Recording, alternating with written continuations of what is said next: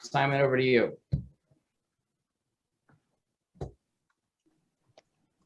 Olga, very good to see you. Mark, thank you very much for inviting us again.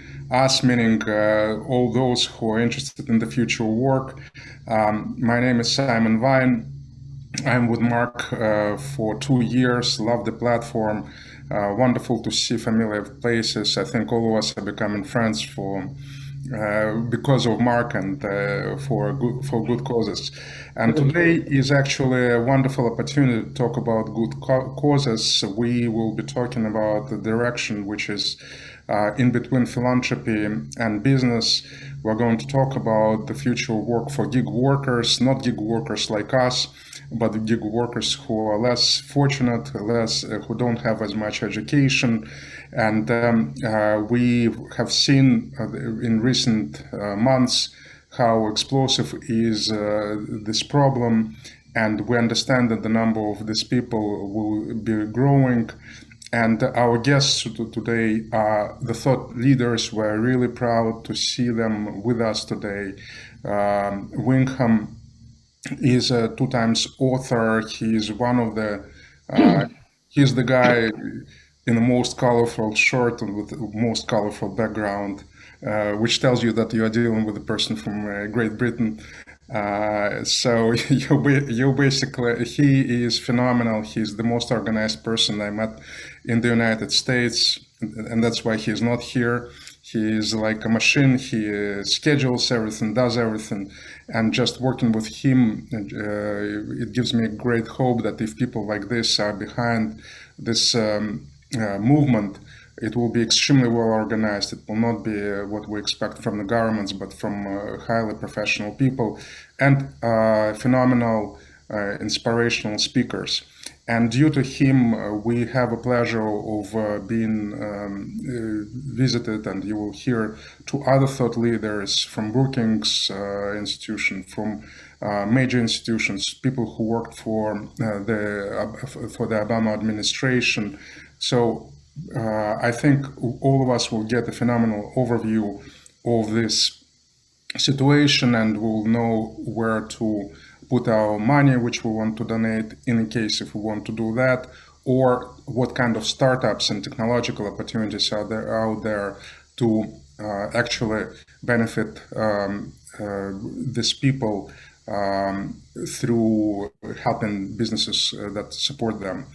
And now I'm passing baton to our wonderful host from Great Britain, who already changed the colors, and he's a TED speaker. So you know, a round of applause and high expectations, no pressure.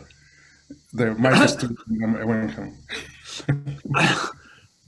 Well, thank you. I'm not sure at all I can live up to any of that, but yes, greetings from London, UK, and apologies for the accent. I am British. Apologies for all that little misunderstanding in 1776.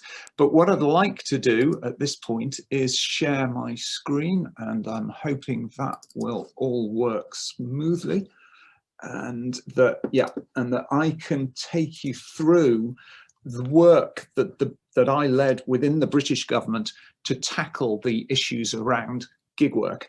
And for once, this is an area where the British government took a lead. It doesn't happen very often, but what we did has now spread to the US with the backing of major foundations and public agencies. So this is all about what's happening in the labour market at the moment, and it's a worldwide phenomenon, but broadly, this is how we've traditionally seen the labour market. Most people in a steady job, handful of people unemployed, and so a negligible sliver of people doing odd bits of work here and there. And what's been happening progressively over the last 10 years, accelerating over the last 5 years, is more and more people are reliant on, quote, bits of work in cafes, in warehouses, walking people's dogs, looking after people's kids. It's across all sectors: construction, hospitality, retail, all sorts. Scheduling of workers is getting more and more precise and responsive, and that accelerated even further in the pandemic. And we in Britain wanted to bring these people into the mainstream economy, make sure that they could progress and so on. So we needed to get a handle on it all, on what's happening. And we decided we were holistic, we're about the whole problem, but we took out a key part, which is the so-called freelance in your pajamas crowd. So if you are highly skilled, you're a web designer, you're a translator, you're a lawyer, you're an accountant, you can do work projects at home in your own time and upload the work and get paid for it. If your skills equip you to work in a store, a call center, a distribution depot, a hotel, a care home, a building site, you have to leave home and be at a specific place when the employers need you. And that is a much more complex, much bigger part of the labour market. And it's really hurting at the moment. And that is our focus. We take all these people, we define the cohort as anyone who is working outside the home with no contractual expectation of regular hours or pay. And people are often surprised at the scale of this, so I'm just going to take you through it. There is a real shortage of official data. The official data gathering from Bureau of Labour Statistics just isn't granular enough to capture what's going on in the US. But broadly, there are three cohorts here. There are people who can't do a job. They have to work around medical issues that fluctuate day to day. They're caregiving, they're parenting, which is uncertain, studying on an uncertain timetable. There's a cohort undoubtedly who would like to work irregularly. They could get a job, but they think there's a better pathway through a portfolio of employment. And you have people who are pushed into irregularity by new workforce scheduling tools and so on. And there is this shortage of data, but if I had to justify a figure for what percentage of Americans were in each of these cohorts pre-pandemic, I could easily justify those figures with independent research. It's really happening. It's not showing in the data. It's spread across all sorts of channels, but it is undoubtedly happening. And the second question that we set out to answer before trying to solve the problems this population faces is, how are these people connecting to the work? What are their channels? So we all know about the gig work platforms. There are thousands of them. They make a lot of noise. They've got a lot of money. Statistically, they're not really that relevant. Far more people in irregular, out of the home work are W-2 employees. They work for a company that decides day by day, even hour by hour when it needs them. In a small company, that's a manager with a clipboard making the decisions. In a big company, it's a workforce scheduling tool. And then there's a huge chunk of this work going on in the shadow economy off the books. And there are all sorts of problems that this workforce now faces as it grows. You will be familiar with the misclassification issue. There's all sorts of political battles being waged about that over the last 12 months. You will be aware that this workforce doesn't have benefits. You may not be aware how difficult it is to progress because you can only really sell in 2 or 3 of these gig work marketplaces at once. There are all sorts of overheads of finding these periods of work. The data that is shared with these workers is inadequate or often deliberately misleading. The reason we get an Uber ride so fast is that Uber keeps its markets overpopulated. There are more workers looking for work than there is work to sustain them, but they can't find that out. These markets come and go. They just close overnight in many cases. These markets, when they reach a critical mass, they will drive down labour costs. They all do it. It's part of the business model. And there's a whole treatise I could write about what it's like to have an algorithm as a boss, but it's not a lot of fun. So in Britain, we wanted to bring these people into the kind of facilities that we take for granted if you're a job seeker, that you have dignity and control and you're exposed to as many people who might want to hire your talents as possible, that you have paths to progression and so on. And we worked out that the key issue among all the other issues is the quality of marketplace for this labour. And that marketplace, if I'm going to sell my hours, has to be technology based. These transactions are so complex and so fiddly. So armed with that, we then looked at the way, how do you start a robust, healthy market for the whole spectrum of hourly labour in any city or county or state? And there's a really interesting pathfinder here, which is, we're all familiar with the job boards, Indeed.com and Monster.com and so on. But if you're at the lower end of the income bracket, you are almost certainly also equally aware of sites like CalJobs, Kentucky Career Center, New York State Job Bank. These are publicly funded platforms that match any kind of job with any worker. They have no agenda beyond growing the local economy, moving everyone onwards and upwards, and generating data that anyone can use. So we decided that what the market needed was the flexible work equivalent of these publicly run, publicly accountable job banks. We developed it. It took many years. It cost millions. It all exists. It's running in California. It will be transacting today. We don't have time to go into it. Very happy to share logins or videos of it in action for anyone who wants to drill into the weeds. It's very simple to use. We end up showing a lot of screens because it has multiple levels of users, but it is a very big, sophisticated tool to progress flexible labor onwards and upwards, putting the worker in control, but rewarding them for being reliable and aligning with what employers need.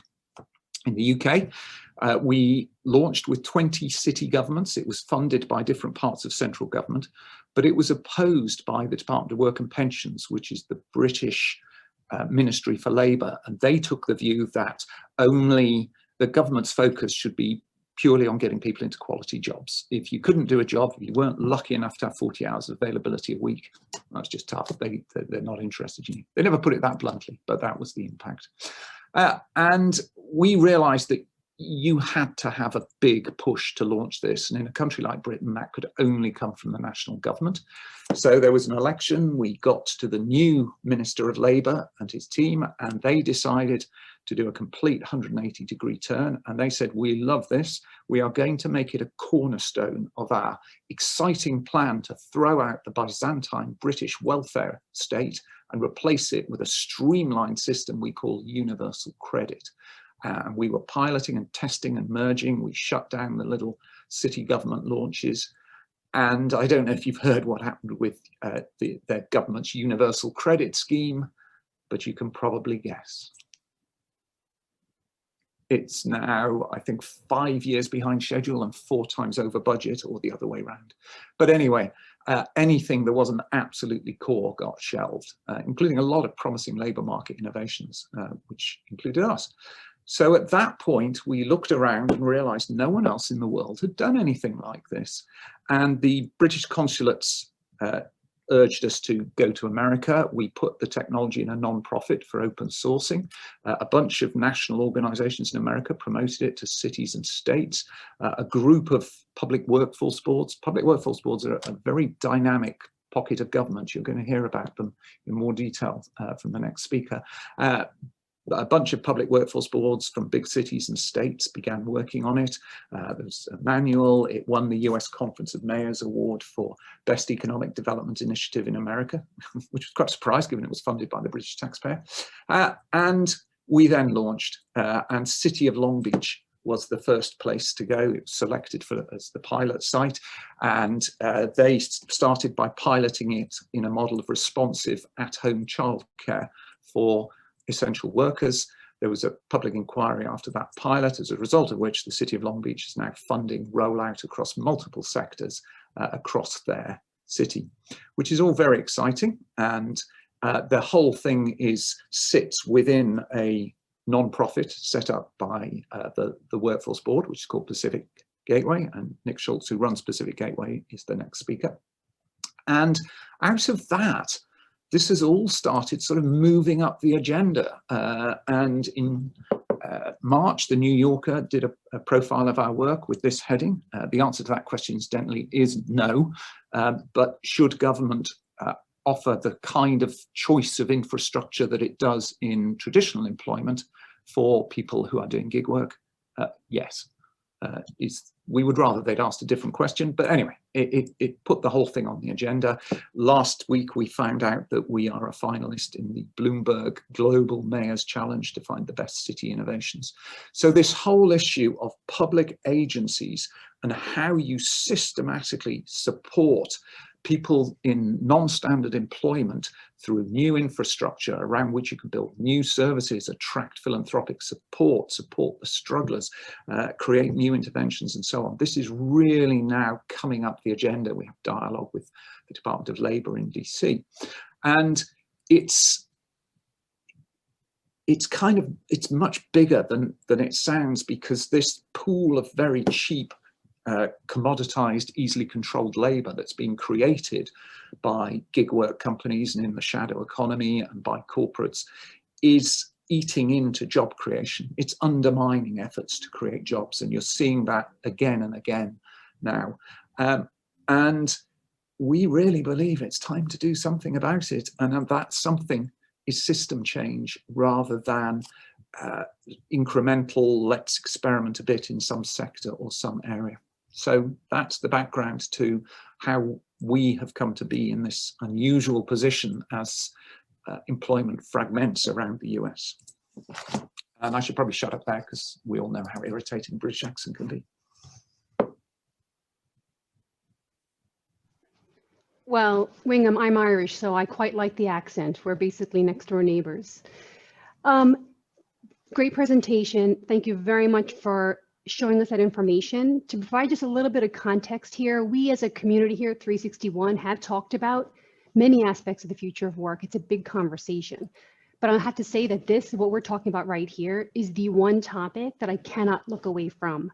You know, the whole idea right now, future of work, a lot of people think it's about, do I go to the office or I work from home? And that really is a conversation, but that's only temporary. The real systematic change that's happening in the future of work is this conversation right here. It's the work model moving away from employment to gig and what that means for our labor force.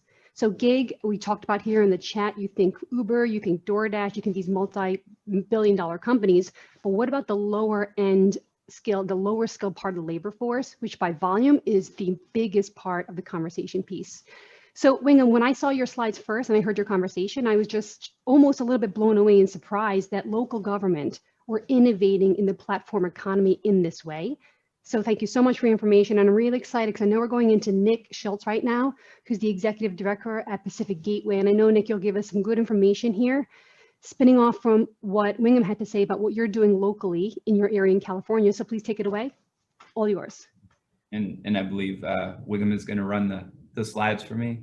And I absolutely can. all right. Give me a moment. Yep, I'm on it.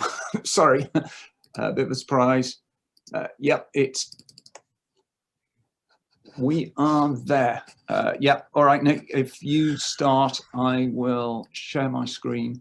And but just very quickly, Wingham, you put your email address up before, but took it away before I had a chance to jot it down. If you can do that at the end of the presentation. Sure. Thank you. I'll put it in the chat channel now. All right, and while Wingham does that, I'll get started. It's morning for me, so good morning or afternoon to everyone. I am Nick Schultz. I'm the executive director of the Pacific Gateway Workforce Innovation Network.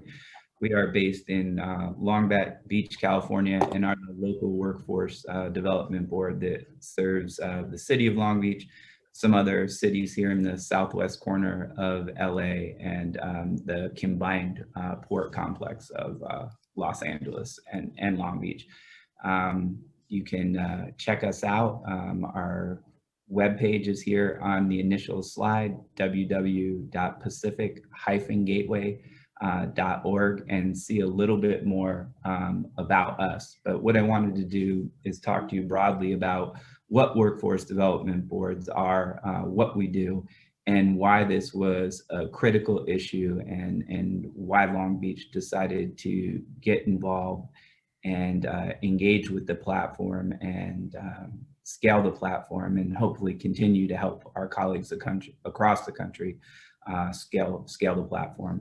So essentially, workforce boards are connective tissue or neutral brokers in communities.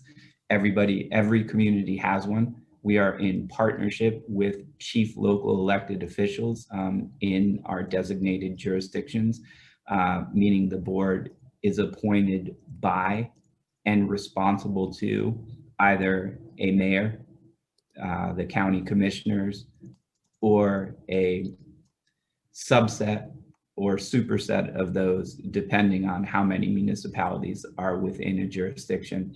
And we really do three things. We look at and interpret labor market information and demographic information, so we understand who resides in our community, what type of support they need, and how we can better integrate them into the opportunities that our local economy will offer.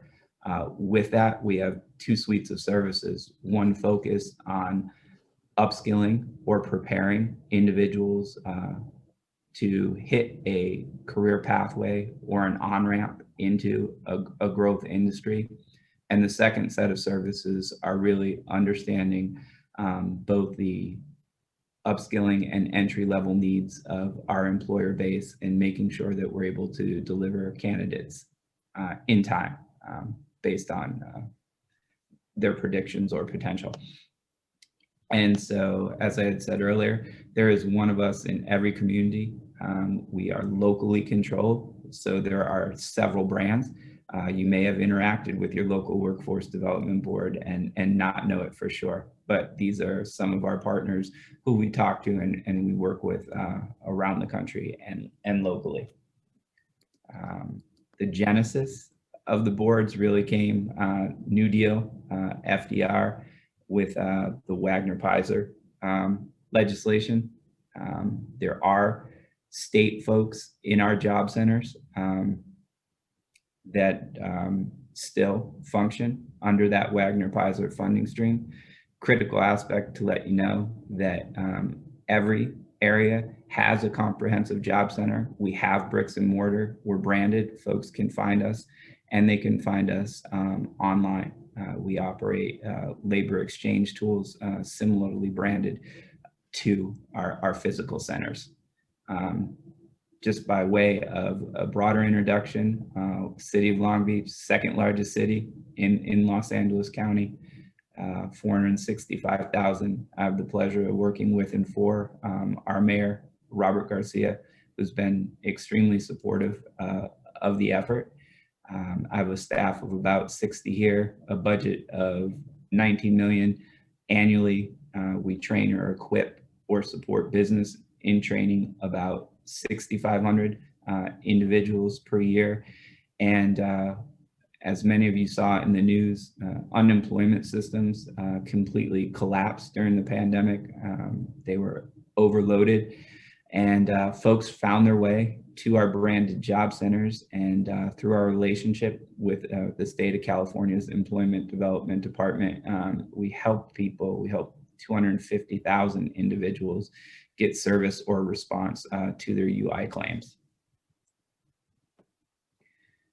And last but not least, where we are, why we're here.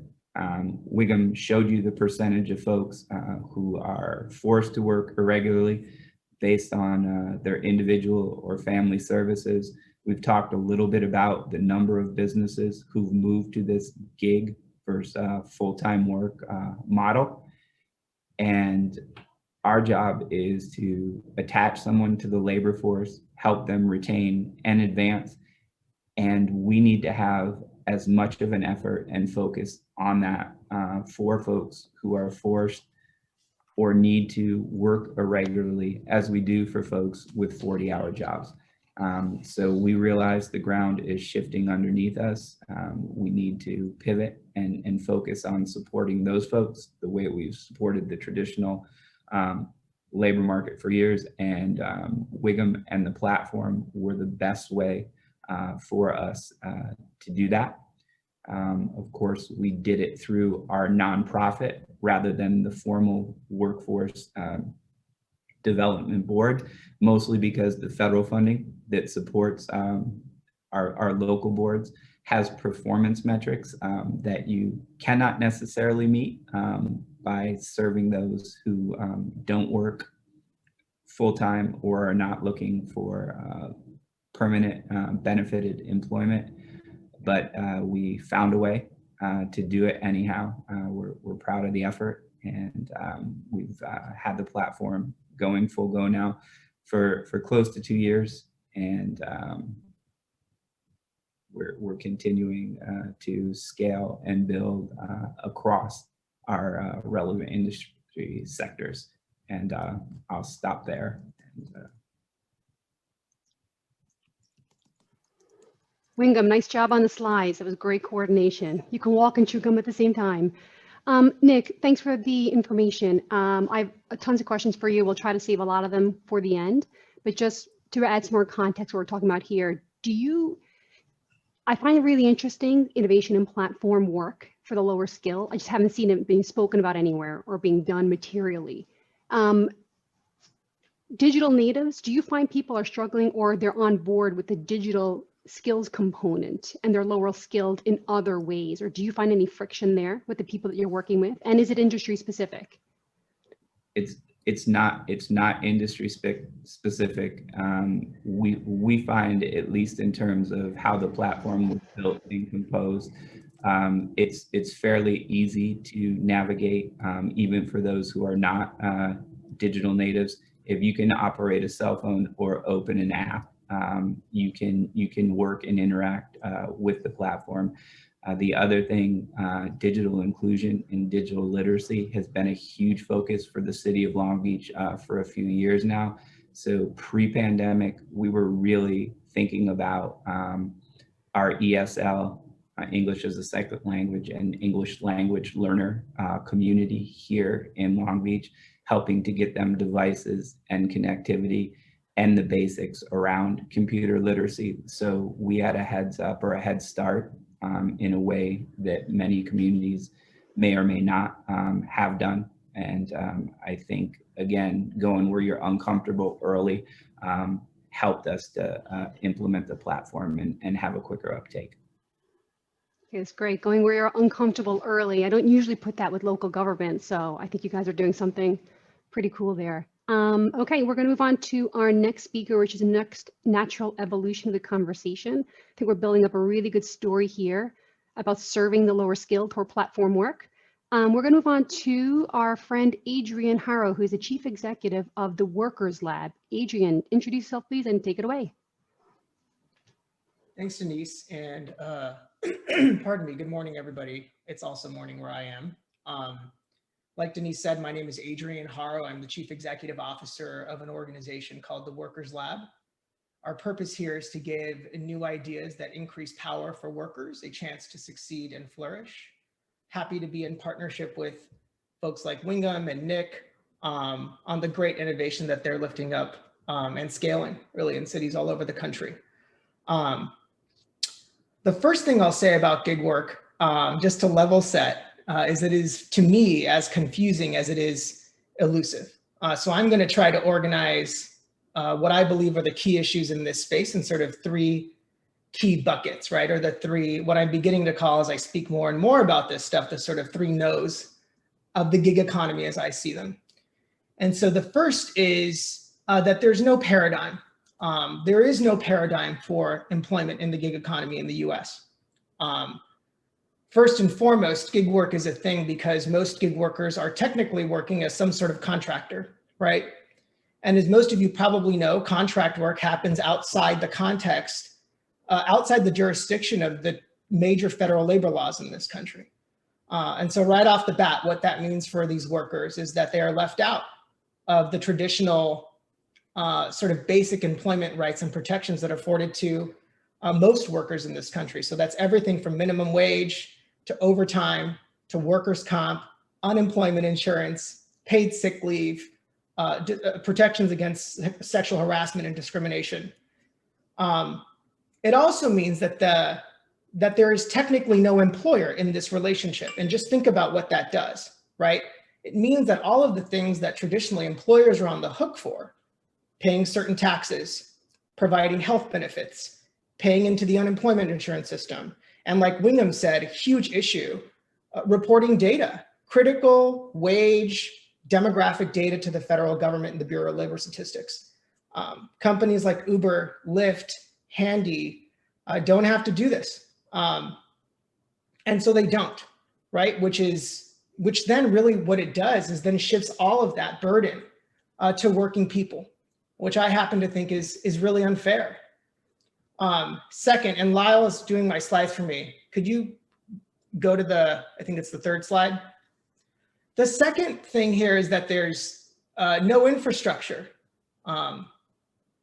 for these workers, right? There's no central national infrastructure from which to support or serve gig workers. Circling back to this point about the companies not reporting data, it's a huge problem that has created a huge gap in what we know about gig work and gig workers. Everything from national standards, definitions about what gig work is, critical data about how these workers make money, how much, from where. And if you think about what that data would do and open up, it would just allow the government to serve the public better. I think across an array of public benefits. We don't even have basic empirical data about who gig workers are, where and how much they work.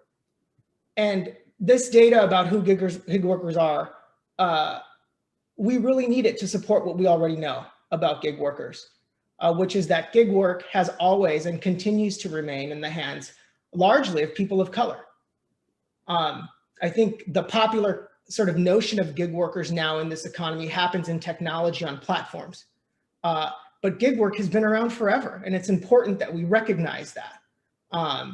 Gig workers are everything from domestic workers and farm workers traditionally to Uber drivers and grocery deliverers, right? If you think about those jobs, all jobs in industries where wages are low and where protections for workers are seldom.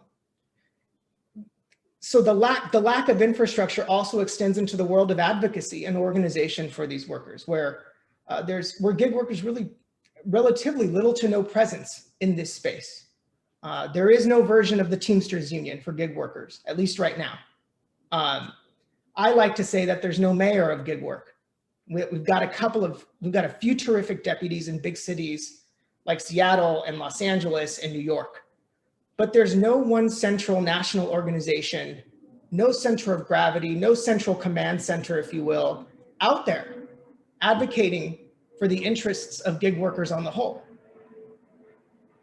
Again, hugely problematic, and leads me to my last note here, which is that by and large, gig workers don't have power in this country. The cumulative result, I believe, of number one and number two is that gig workers are left with very little power in their lives to take care of themselves and their families. And I think that's a travesty of epic and growing proportion in this slice of the economy. And that's why so many of our efforts here at the Workers Lab focus on gig workers. Again, our purpose here is to give new ideas for workers a chance to succeed. And that's because this area of work, pardon me, gig work, is in desperate need of new ideas and new leaders like Wingham and others. You'll hear from a few of our grantees in just a second. This space is desperate for new ideas, pilots, all kinds of different solutions, imagination, reimagination of ideas that would keep gig workers and make them more safe, healthy, and secure. I'll tell you a little bit about our work, but I'm going to save, and then I'll end. I'm going to save most of it because I want to hear from our grantees. We carry out this purpose primarily by investing in ideas that come from innovators of color. But I'll leave that to the grantees. We also invest in new ideas that we believe no one else is working on. These investments take the form of sort of in-house experiments that we conduct in partnership with tech companies, thought and policy leaders, and perhaps most importantly, with workers themselves. We've done 2 of these experiments already. The first was a big national experiment we did before emergency cash was a sort of talk of the town, for better or for worse, about the role and value that no strings attached cash can bring to workers in a pinch, in an emergency. And right now we're in the middle of our second one. There were only 2 because we're only 4 years old as an organization. But right now we are in the middle of our second big experiment like this, really to figure out and build technology that would get unemployment benefits to gig workers who at the beginning of the pandemic were, for the first time ever in our country, made eligible to receive such benefits. And so at this table right now, we've got the Workers Lab, we've got a tech company, we've got a local labor union, and just today I got the MOU from the state of Alabama, who has, it's been a long road. Anybody who's worked trying to get government to innovate and to the table, it's a lot of work. But I just got the MOU today, and we're going to pilot and test that technology in the state of Alabama, and hopefully with the state of New Jersey.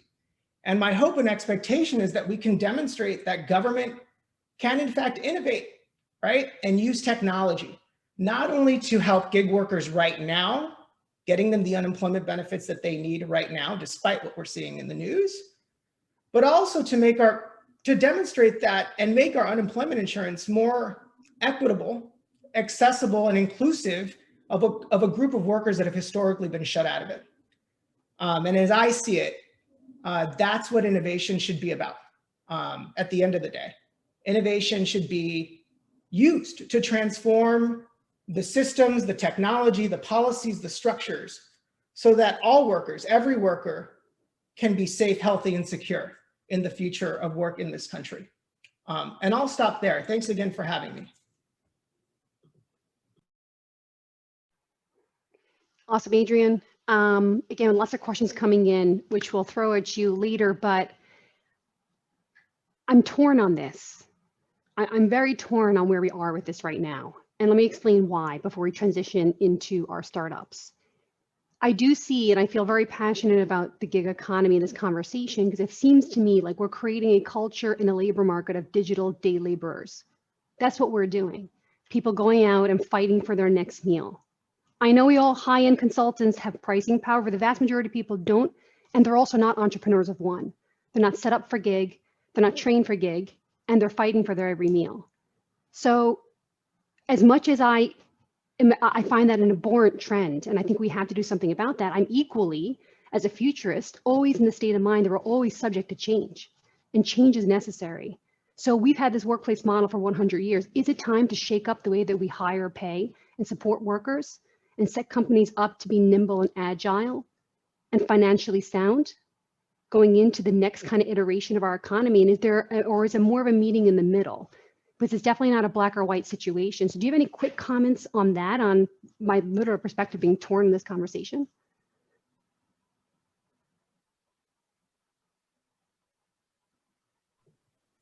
Is that question for me, Denise? Indeed it is.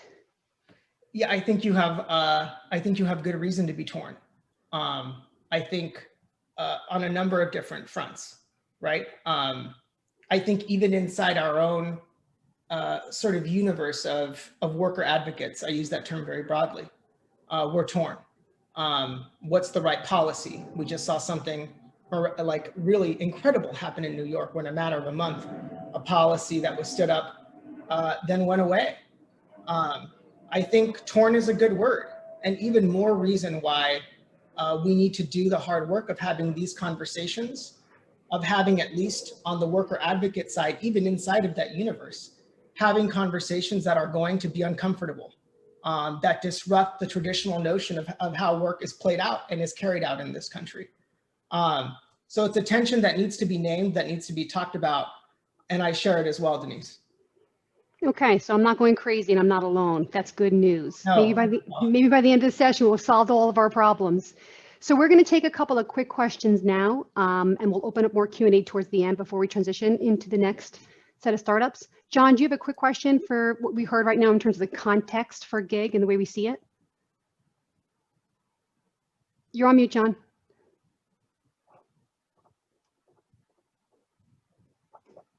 I think Lauren was first. Do you want to go ahead, Lauren? Sorry. Sorry, Lauren. This is for both Adrian and Nick, and I think, you know, Adrian, you kind of touched on a little bit about this idea of uncomfortable conversations. I guess what makes me uneasy about talking about the gig economy, right, is the fact that, as you pointed out, since most gig workers are contractual, I have this uneasy feeling that just one of the reasons why the whole thing of gig economy is so kind of interesting for, you know, investors is just simply that it precludes or makes it very difficult for workers to organize collectively or try to do anything as a group to affect their situation, right? And, you know, certainly you hear a lot about you know, this notion of how collective workers acting collectively can be problematic for businesses, right? And so I just wanted the two of you to speak to that a little bit. As I say, the dilemma that the gig economy And the fact that these are all contractual workers kind of limits their ability to act collectively. And that's for both Adrian and Nick. I can go first, Nick, if that's okay with you. I think that's such a great point. I couldn't see on all the boxes who was speaking. Was that Lauren? I think it's a great, interesting point, Lauren. You know, there's a body of scholarship on worker power. The author's name is Dr. Barbara Silver. And I'm fortunate to be in conversation with her sometimes. She wrote a book, I think in 2003, where she broke down 3 sort of notions of how workers build power. And one of those is this notion of associational power, which she herself now in 2021 is rewriting, rethinking, revising, because I think the premise of that is that workers by and large come to work in one place together. That sort of inherent in associational power is that you can associate with one another. Of course, she agrees that notion breaks down when your job is on a bike or in your car or cleaning a home alone, right?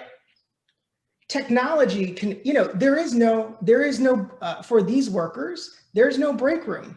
There is no factory floor, right? Which is, I've always said the break room is where people can come to like really complain. How about the softball team? How about the softball team that you organize, right, with your coworkers, right, to play, you know, other softball teams from other companies, right? That's important. Yeah, that for this growing part of the workforce does not exist. It doesn't mean that it can't exist. Leaders just have to make choices to use technology in ways to connect these people to make those kinds of conversations and those forums possible.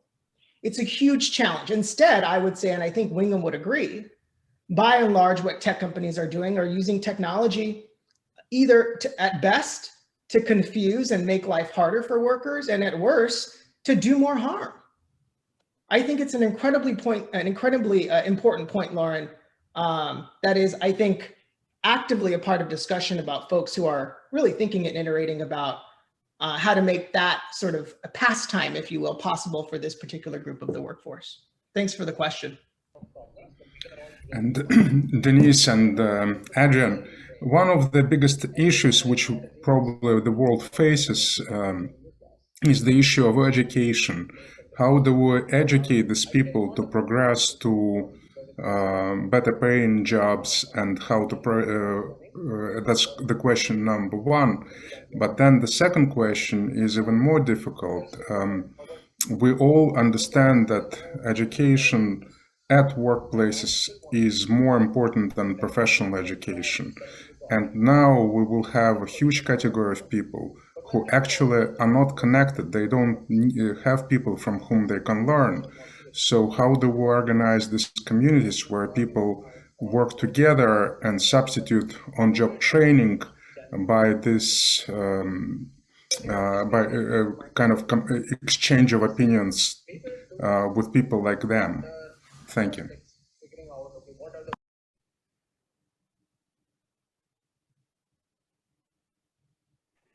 Adrian, it's the question for you and for Wingham, please. Okay. I can go again. I don't want to speak. I don't want to take up all the air, Wingham. I'll just be very brief. I think for me, my goodness, workforce training and that whole world is also really big and vast and complex and nuanced. For me, even in the W-2 context, in the context of more traditional work, I'm using these billings interchangeably for the intents and purposes of this conversation.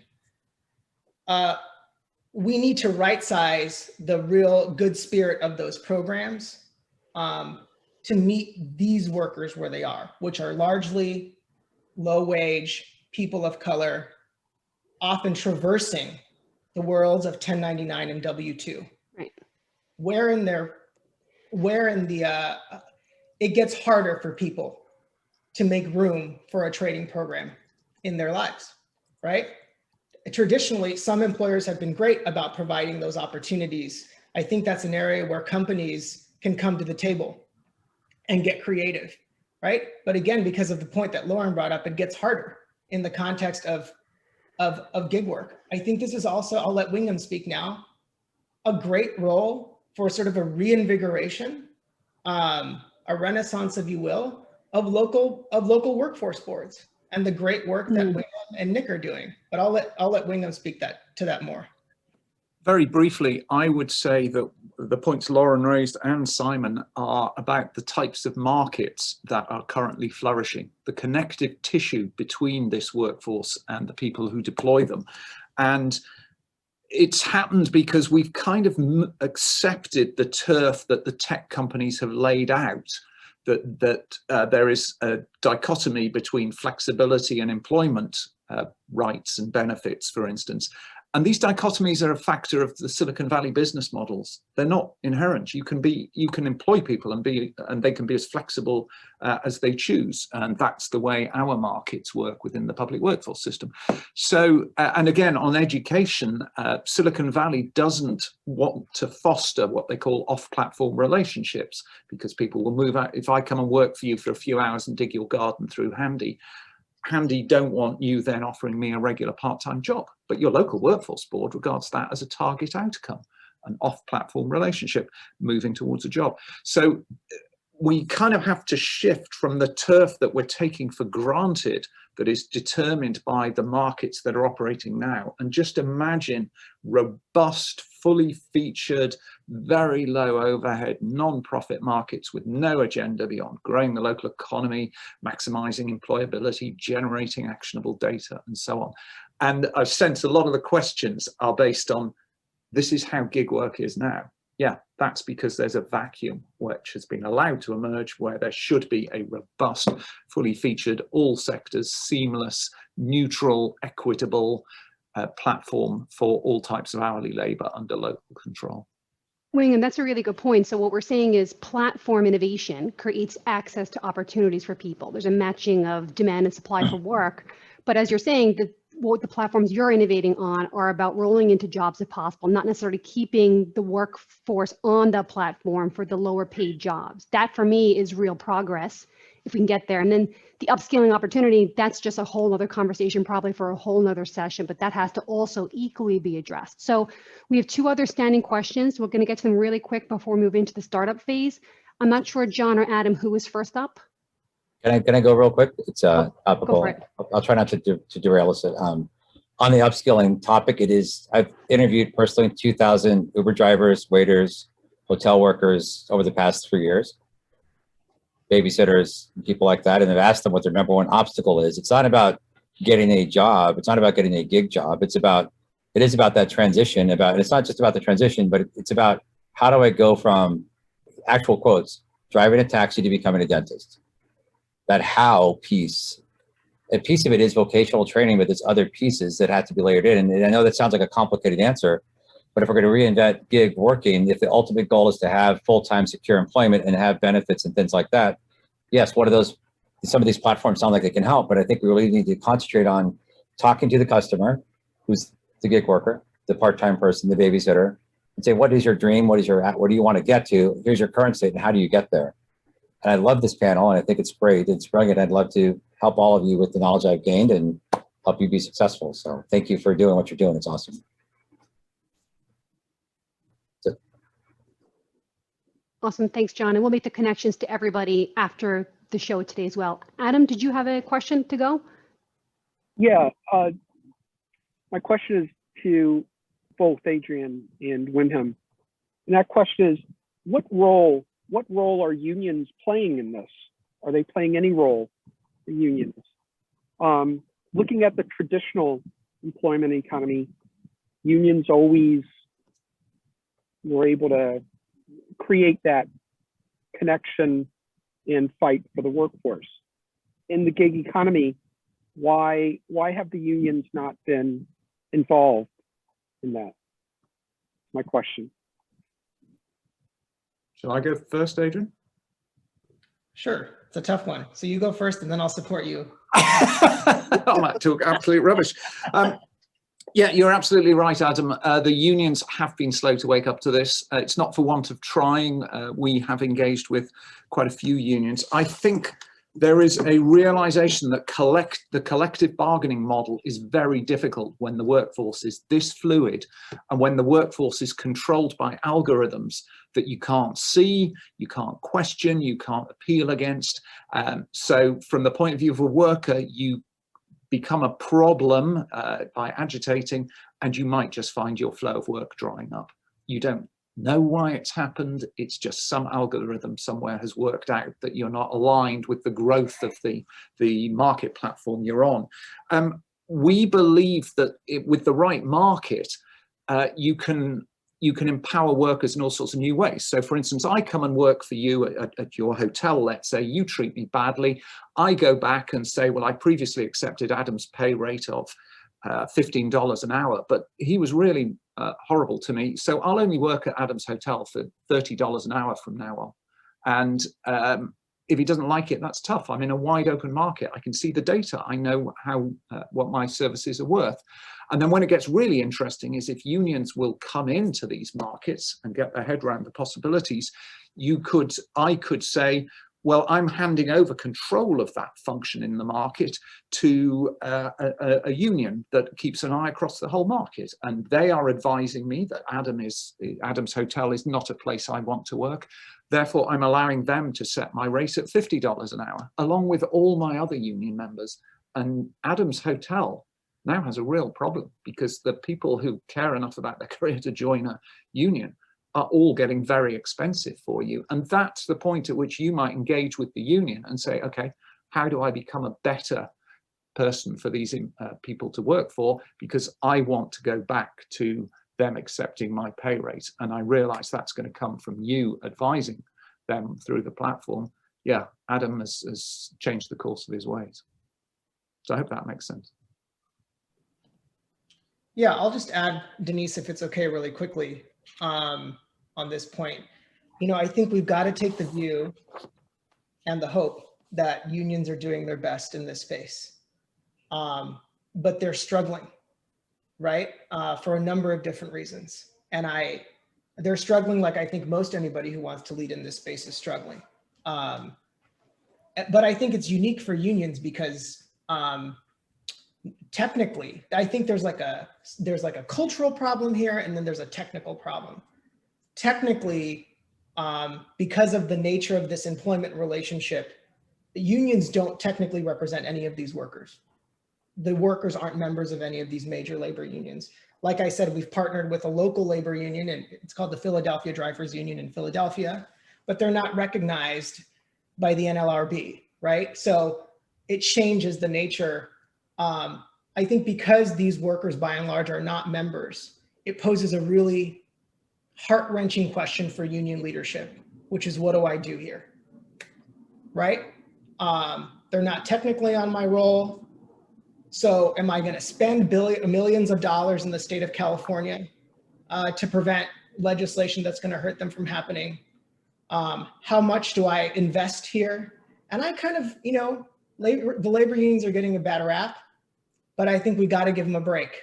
Listen, everybody's making mistakes, but I think we've got to, if you put yourself in the leadership shoes, I think there's a real practical reason why you would say, I'm the head of this labor union and my primary accountabilities are to my members, right? The facts are that those members are largely not in the gig economy, right? So it's an interesting challenge that has scared the labor unions. I mean, it scares me, right? But what it does is it sort of buttresses my point earlier. There needs to be something else, right? We need to reimagine what that sort of national infrastructure, the big time thing behind you, right, looks like in this country for gig workers, right? And Wingham and me are sort of, you know, thinking about this all the time. It does not exist. And so that's a long answer, but just to say that the unions are in a bit of a bind here. But we got to take at least I take the view that they're doing their best. Let me one more, not to belabor the union issue, but it really does seem like a huge opportunity for unions to really make a comeback. In that spirit, are there any unions in particular that you have seen that have stepped up, have become more innovative with this? I can answer that specifically a little bit. So Long Beach has been for the past 5 years a project labor agreement city. So any investment that the city has in any building or construction project is union built. And our first PLA was 5 years, 40 million. We just executed a 10-year, $530 million dollar extension to that project labor agreement. And what we were able to do is almost double the local hire opportunity residents for our folks related to that PLA. And that's because the platform helps us source talent with transferable skills. They're doing maintenance or other residential construction type of work that doesn't pay the union wages, don't have the benefits. But we can see that. We can see their transferable skills on the platform. And when a project labor agreement project comes up, we can present those folks to the union. Their qualifications can be considered. They can be inducted, and we actually have the opportunity with the local hire requirement to place them on local jobs here. So we're creating a pathway for them that didn't exist via the platform. And the platform supports that because we're able to align work history and skills across multiple job holdings into a union position with a trade where those skills and those competencies and those experiences align. So it has helped us with the construction industry and with the building trades here locally. This is really fascinating about all the innovation, not only in the work models, gig versus full-time, the way we work, hybrid versus in office, the skills component, the reimagination of unions. We're definitely at this fork in the road of a complete change in the whole system of work.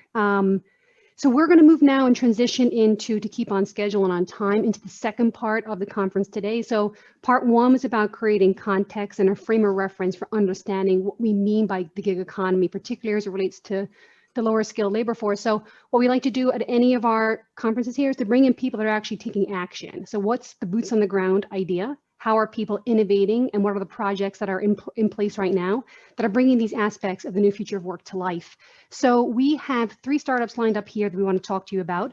The first one we're going to introduce you to is Brandon Smith. He is the executive director of the Forestry and Fire Recruitment Program. I am intrigued by this. I really want to hear more. Brandon, thanks for joining us today. I know you have a very short amount of time, possibly only 10 minutes. So we'll take the 10 minutes that you have. We'd love to understand your program, your approach, and what you're doing for this part of the market. Okay. Well, thank you all for the invitation. Thank you, Denise. Thank you, Adrian, for the invitation. My name is Brandon Smith. I am the director of the Forestry and Fire Recruitment Program. Our goal is to help formerly incarcerated people transition into professional firefighters. And I will try to start this. Are folks able to see? Oh, okay, cool. Thank you. Thank you. So yeah, today's presentation is going to be on Forgotten on the Fire Line, a solution to California's wildfire shortage. And again, my name is Brandon Smith. So let's talk about the problem and the challenges. So wildfires in the Western United States, wildfires have been increasing in their severity and their frequency for over the past 100 years. More and more acres burned, more and more properties damaged, more and more lives lost. So much so that 2020 was the worst wildfire season on record. There were 9,639 fires in California, specifically, and within California, there were 4.2 acres burned, 4.2 million acres burned. And so the federal government set up a commission to figure out why that was. And they said three main reasons. One is climate change, or the fact that the weather is getting hotter and drier, and that California is just going through a historical drought. Secondly, more people are moving into fire-prone areas, so moving into what we call WUI, wildland urban face areas, into the mountains, into the forest. And then thirdly, that there is an extreme labor shortage for skilled labor. I can't, or it's hard for us as a people to ask people to move out of their homes in Big Bear or in Santa Cruz or in Napa County. It is extremely hard for us at this point, sadly, in my personal belief, for us to do much around climate change as it stands now. We can do stuff to improve the future, but as it stands now, we just have to deal with the punches. One thing that we can attack, though, right now within our lifetime is addressing the shortage of wildland firefighters or skilled labor within this. The shortage is so deep that just last week, the LA Times pushed out an article that said California was short around 600 to 800 firefighters. Every year, Governor Newsom, the governor of California, and Tom Porter, the chief fire marshal, comes out and says, we're hiring more firefighters. We don't have enough firefighters. Respectfully, we ask for firefighters from other states, Florida, Texas, New York, other countries, Mexico, Australia, Canada. And we also utilize currently incarcerated people as firefighters. So what the state of California does is currently incarcerated people who are considered low-level offenders, they give them the actual training to be wildland firefighters. But once they come home, there is no concrete pathway for these people to utilize their skills once they come home. It ends up being like a story that they tell their children or their grandchildren, you know, mama or papa used to do this work. And so that's why I'm here, the Forestry and Fire Recruitment Program. Our goal is to help formerly incarcerated people transition into the space professionally once they come home. And I also have a lived experience with this. So what is FFRP and what do? We propose a unique solution to the problem. We provide formerly incarcerated people with the inspiration to explore these careers. We provide supports for them to prepare for these careers, and we give them the resources, not just to attain the job or the career, but to thrive in that. And how we do that is California currently has 33 quote unquote fire camps and training centers, which are mini prisons where where incarcerated people are housed as firefighters. So we go to all 33 fire camps and training centers and provide an inspiration for people to apply for these careers. We say, hey, we know that you have a unique set of skills and on-the-job experience. You can do this once you come home. Then once they come home, we provide them with the re-entry supports and the foundational supports that they need to thrive. We help them get health insurance. We help them to go get driver's license. We provide, the governor passed a new law, AB 2147, to do legal expungements of their charges. And we do all those types of things. Once they have a very solid foundation, and I'd like to point out that one of the things when it comes to workers, especially gig workers, that we found during the pandemic is that people have very shaky foundations to really thrive in careers. What does it mean if you get a job and you can't pay for your uniform, or you can't drive to the work, or if you don't have food to go eat the lunch? So we make sure that people have foundational strength. The second thing that we do is we operate our FFRP hub, where we connect participants with actual employers, and we help them with their resumes, with their job descriptions. Interestingly enough, even though firefighting is a very niche community, it's really about who you know, there is a technological component to this that a lot of people don't understand, especially being incarcerated for 5+ years, how to use computers. They have to log on to online interfaces and download forms and scan stuff. So we do that with them and we help them to go do that. Lastly, we provide them with paid on-the-job training. So what we do is we give them the certifications that they need once home to become qualified firefighters. We also provide on-the-job training. So we pay our participants $15 an hour over 10 months to go do fire prevention projects. So in that work, we partner with local government agencies, the U.S. Forest Service, the state, CAL FIRE, local homeowners associations, fire safe councils to do forest thinning, defensible space, which is preparing people's homes before fires, and creating fuel breaks, which are creating long lines of like just dirt so that fires don't cross into certain areas. And we found that throughout this whole thing, our unique solution, it works. And so we have a proof of concept that works. We take people from incarcerated firefighters who do 12 months of continuous work, making around $1,000 a year, to entry-level seasonal firefighters or forestry technicians, where they work seasonally or full-time, 6 months to a year, making $50,000 to $80,000 a year. Two quick examples about that are, one is Matt Hudson, one of our first participants. He spent 5 years in fire camp. He was released in 2016. He joined FFRP, and now he's a lead firefighter on the San Bernardino National Forest. And he's one of FFRP's crew trainers, so he trains our participants. The next I want to introduce you to is Dailani Montoya.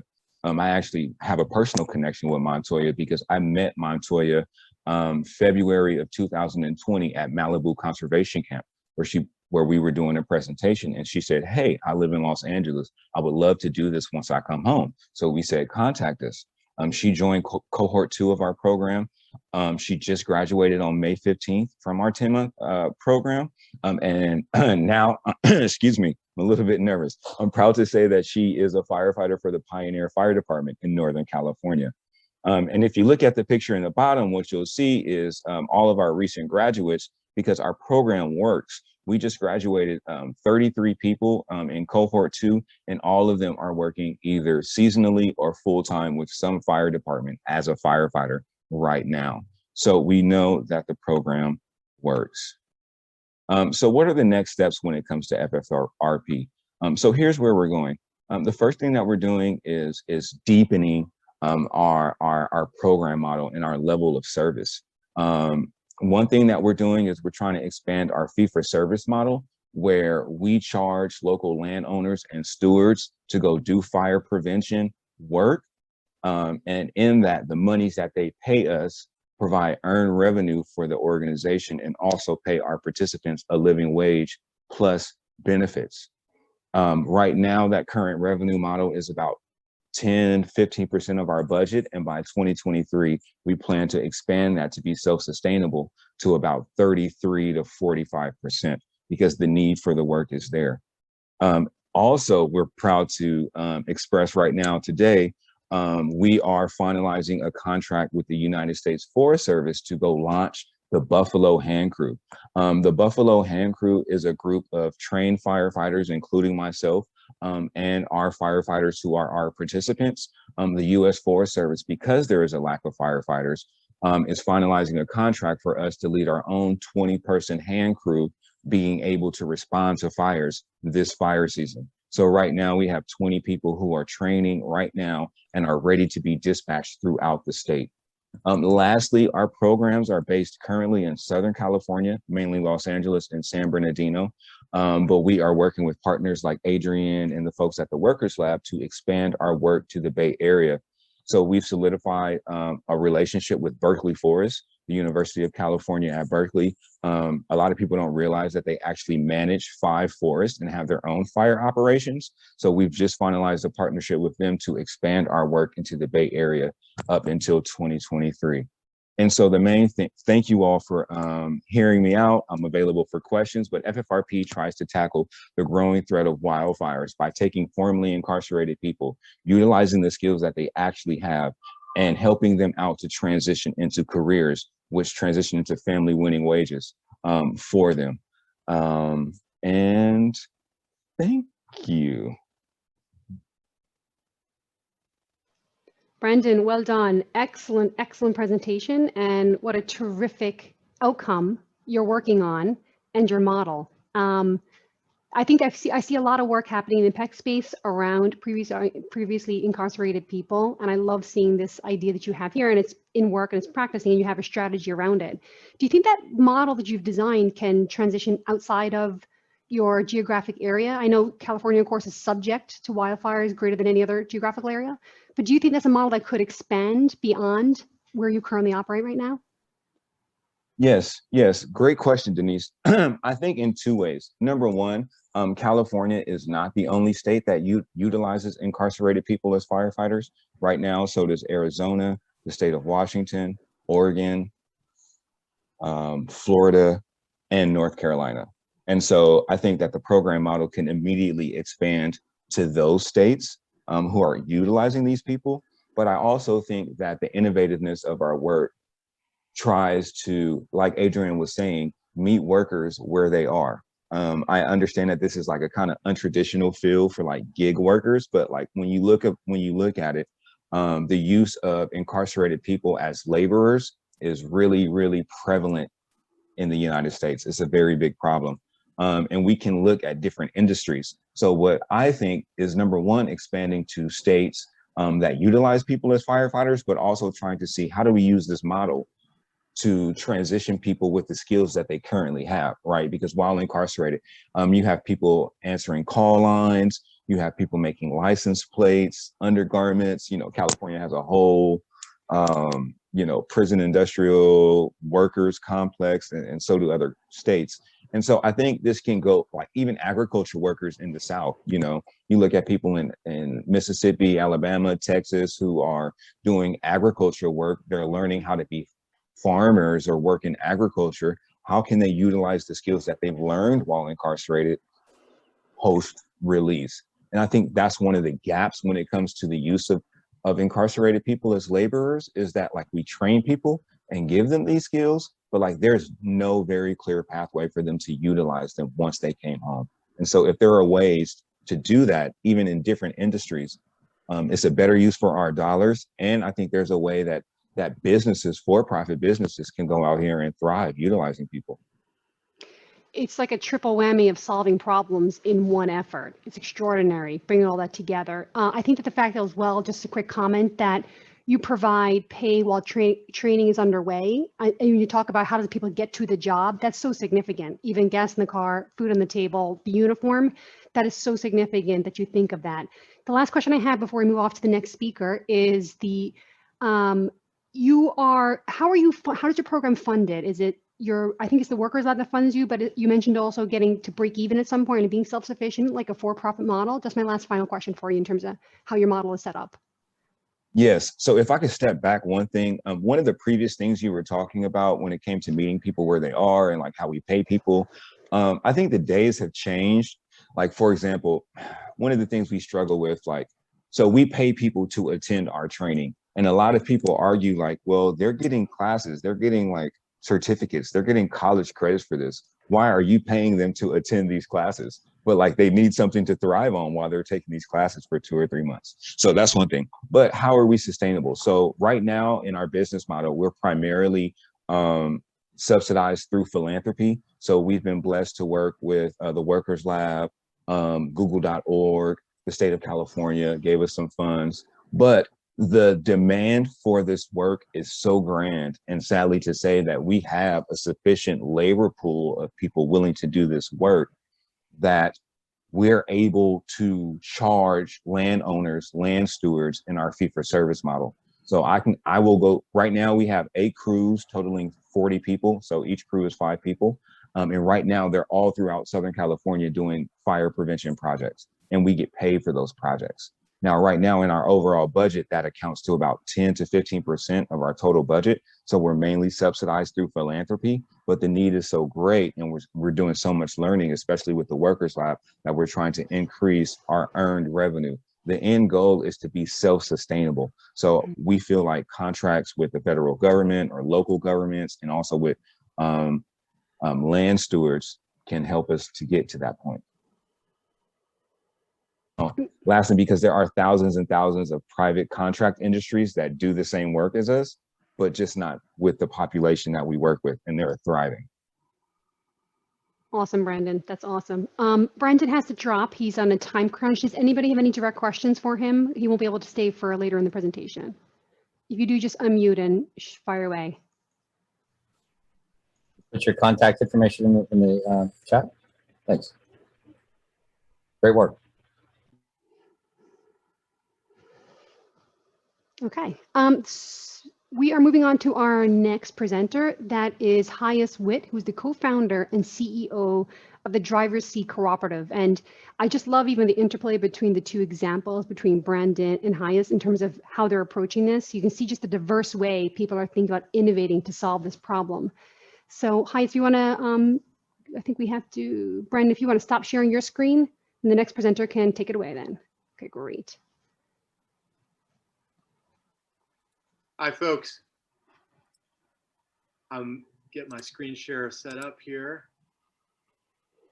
My name is Hayes Witt, and I'm the co-founder of the Driver's Seat Cooperative. We're a Workers Lab grantee, innovation fund partner, and appreciate Workers Lab bringing us into this room, and you, Denise, and all the folks at Firm 361 who are making this possible. We've talked a lot already today about the one trend in the gig economy that we're addressing in a very kind of boots on the ground, hands-on way.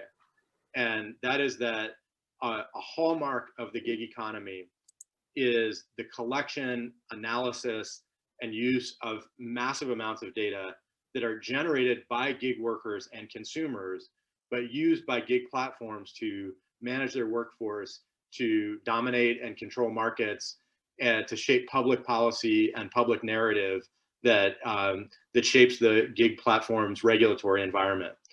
And today, the use of that data is asymmetrical and lopsided. Gig platforms collect it and use it to their ends, while the stakeholders like customers, communities, and gig workers themselves who are generating that data are shut out of being able to use it for their needs. And so what we do at Driver's Seat Cooperative is give gig workers themselves the tools, the technology tools, and the organization that they need to collect and aggregate and share and deploy their own data. So we created the Driver's Seat Cooperative so that we could level the playing field in the gig economy through shared data ownership. And I'm going to talk a little bit about how that works on the ground. Gig workers, starting with ride-hail drivers and delivery workers, use our proprietary app to collect their own work data. As they're going about their day or their night, as the case may be, they're collecting information in our app about when they're working, where they're working, how they're being compensated.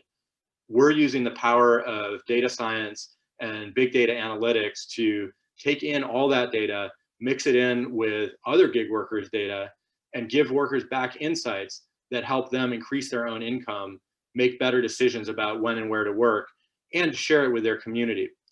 We also share aggregate data with other stakeholders, and I'll talk about that in a minute. But let's stay on gig workers for a second. Why would you want your own data? Well, one of the features, if you will, of gig work is that all decision making about how to let me take a step back. The way you make money in gig work is by solving this equation. Your net income goes up when your earnings go up, when you push your expenses down, and when you push your time work down. And instead of knowing what your wage is, going to work and thinking, I'm going to make 15 bucks an hour today, I'm going to make 30 bucks an hour today, you go to work having no idea what you're going to make and having very little control over it. And you have to solve this equation in order to make good money. But to solve it, you have to make just an incredible series of choices throughout the day. Which platform should I work on? Should I do DoorDash? Should I do Uber? Should I work Tuesday, Saturday? Should I work tonight? Where should I go? After I drop off this passenger, what should I do next? And as you're trying to make those rapid fire choices that impact your take home pay, you're getting bombarded with algorithmically generated nudges from the apps telling you to go here, go there, stay on for another hour, and you can make an extra $1. So the platforms are using data to shape your behavior, but you yourself are at a loss without your own tools. And that's where Driver's Seat comes in, is we help gig workers answer these questions in the ways that are most advantageous to them using our technology and their shared data. Now, gig workers aren't the only ones who are looking for accurate, independent, validated data about the gig economy. Cities, specifically policymakers, transportation planners, and regulators, are now faced with entirely new fleets operating in their city, transporting passengers, transporting goods, transporting food. And they're responsible for managing the outcomes of those fleets, reducing congestion, reducing greenhouse gas emissions, but they have no visibility into it. Where can they get the data? They can't get it from the platforms because the platforms aren't sharing. They don't want to share this information, but they can get it through gig workers, through driver seat cooperative. And what you're looking at right now is data that we collected from delivery workers in the Bay Area, showing how much of their miles and time was on active delivery versus how much was on what we call deadhead delivery, i.e. there's no package, there's no food in the car. All of these deadhead miles are greenhouse gas emissions and congestion for no social purpose whatsoever. They're also expenses out of that gig worker's pocket. So cities have an interest in seeing this data and then designing policy interventions that push down these deadhead miles. Cities aren't the only ones who are looking for data on the gig economy that can be supplied by gig workers. As COVID hit, ride-hail sort of plummeted, but delivery expanded.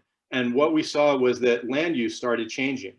And this shopping mall that had been a retail center that consumers would come to buy things individually changed into a logistics hub that was serving delivery drivers. And what you see here is a concentration of delivery drivers at specific locations in this shopping mall. So this shopping mall turned into this logistics hub, which has huge commercial and business implications for the commercial real estate industry that is trying to keep up with the ways that e-commerce is changing and adapt their own land uses accordingly. So point is, there's a lot of value in this data for gig workers, for local governments and communities, and for disrupted businesses. And gig workers need a way to participate in that value. And that is why we created the Driver Seat Cooperative, is to give that technology, but also the cooperative business enterprise infrastructure so that as we sell aggregated, analyzed data to these other stakeholders, we're able to return profits to gig workers, further incentivizing them to participate in the business. We have over 2,000 drivers on our platform. We've done paid work with the city of San Francisco, are in a number of exploratory conversations with other cities across the country, and with folks in the private sector, including commercial real estate, and the financial analysts in Wall Street. We're trying to understand the gig workers' point of view on these platforms as they make their own assessments of the platform's future. So I want to stop there and give you all a chance to ask questions, and again, appreciate this group for your interest and the time. Another excellent presentation and a legitimate form of innovation that's happening here. So data at the end is power. I think you make a really good point that the platform companies are there to exist to collect data. And that is a huge source of revenue for them. So you're empowering the gig workers to collect their own data to improve their own working conditions. So you take that data though, and you sell it to stakeholders who can put it to use. And you funnel the financial benefit back into the cooperative. So how does the gig worker benefit from the cooperative? Can you just explain that again? So two ways. One, the gig worker immediately gets insights from our technology that help them optimize their daily driving strategy. So they get to see side by side, let me go back here. They get to compare their performance across days based on different choices that they may have made about what platform to work on, or what time of day to work, or where to work. And they get to see not just the gross earnings, but their real hourly pay. So this is an apples to apples metric that gives them insight into what they're really making after expenses. And this is a metric for gig workers to be able to make good decisions across platforms that aren't shaped by the way the platform is reporting their income to them, which is often not super accurate or trustworthy. The second way that gig workers benefit is by participating in the profits of the business. As we grow the business, as data sales grow, the dividends that we can return back to gig workers grows. And I want to make one other point, Denise. There's thinking about aggregating data and selling aggregated anonymized data or analytics to other stakeholders. It's a business proposition, but it's also a way for gig workers to have a voice in decisions that are going to impact them ultimately. And what we've found as we've talked to cities is that they're really they have a high degree of interest in hearing about gig worker experience directly and understanding what the implications of policy choices that cities make will be on gig workers. And the data is one very important kind of conduit for making that voice heard. I had a question. Go ahead, John. How do you avoid the issue you have with all the traffic apps, which basically put data in the power of the hands of the user, but then everybody goes to that route? So aren't you kind of recreating the as with Uber, where they point you at the... John, you knocked onto mute there. John, you went on mute, but I think I understood the nut of your question. And what we have found is that each driver is trying to make gig work for them in their own way. People have different schedules, have different goals, have different preferences about how to work. And so we're able to give people back analytics that help them make their own schedule as best it can be for them. And there are factors, they're mixing in both our data plus their own preferences. For example, some women prefer to do delivery over ride hail because they feel like their personal safety is higher. So they're mixing that into our analytics about what you can make on different delivery platforms to make their decisions about where they want to work.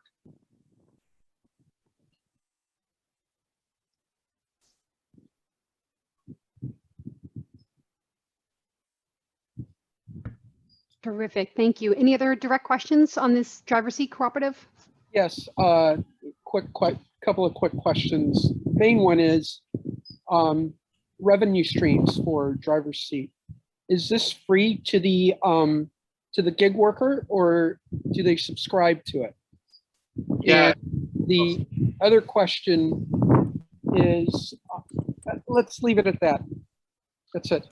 It's free to the gig worker. We generate revenue through the aggregate data sales. And a key point here is, there's a lot of talk about data dividends, et cetera.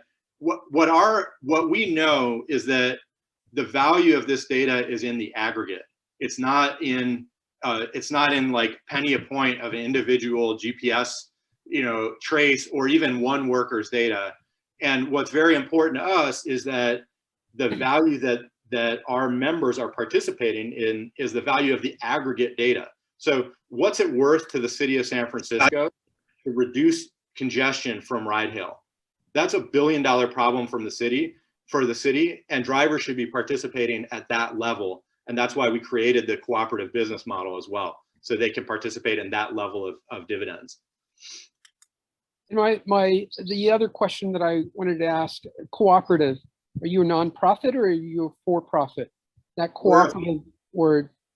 Yeah, we're a for-profit. So we're a for-profit cooperative business, and that means that the majority, 51+%, but at minimum 51% of our has to be given back to our patron members, which is our gig worker members. So they share in those revenues. Yes. When you sell in the aggregate.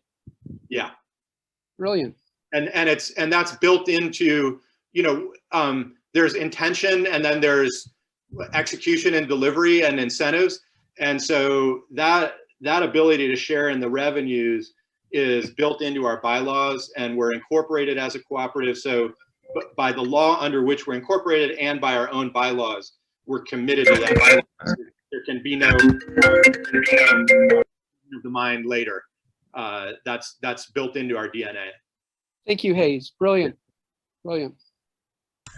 I just want to say I am fascinated by the potential of the prospect of how this can be used by, I guess, what I would call thoughtful policymakers.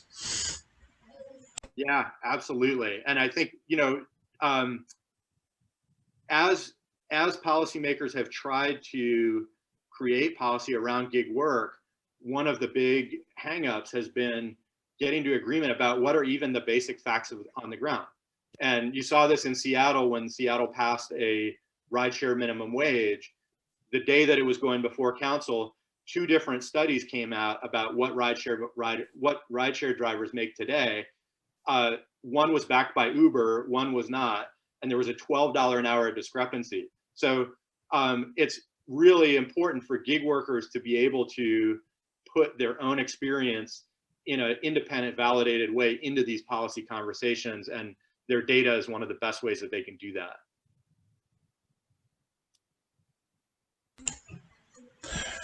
Thank you for doing this work. And just very quickly, I want to connect with you because my website, where, social justice organizations and social justice work, and everybody in this group knows that I am, how you said, I think, capitalist. I'm a capitalist. So I like seeing for-profit solutions to these problems.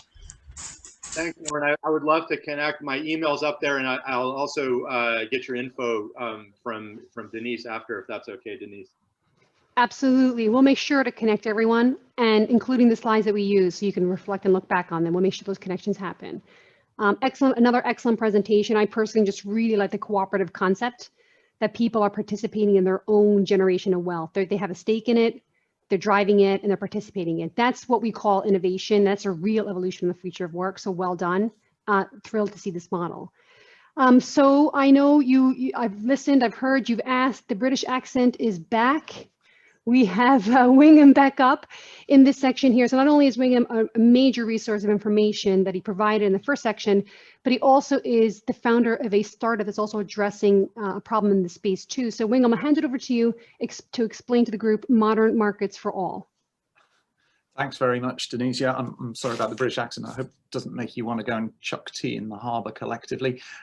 So yeah, I'm founder of a startup called Modern Markets for All. Our illuminating belief is that marketplace technologies are evolving rapidly at the moment, and it is extraordinary what they could do to empower people across the base of the economy, but they're not doing it.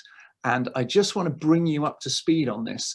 So you're already aware of what we do working with people like Pacific Gateway to create better markets for gig work. That's a sort of immediate application of a much wider principle. And I'm just very briefly, if I may, going to whip you through that wider principle. It has its origins 25 years ago when I wrote the books that defined it. I was a television journalist at the time.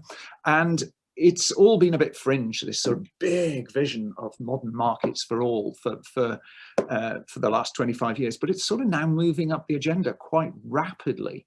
And I think we know why. So what I'd like to do quickly is take you through the context of what this is, to kind of set the scene for this, and then share with you 2 key insights about today's economy that have informed what we've done at this end. So what you're seeing at the moment is this widespread dissatisfaction with capitalism across all sorts of age groups and socioeconomic strata.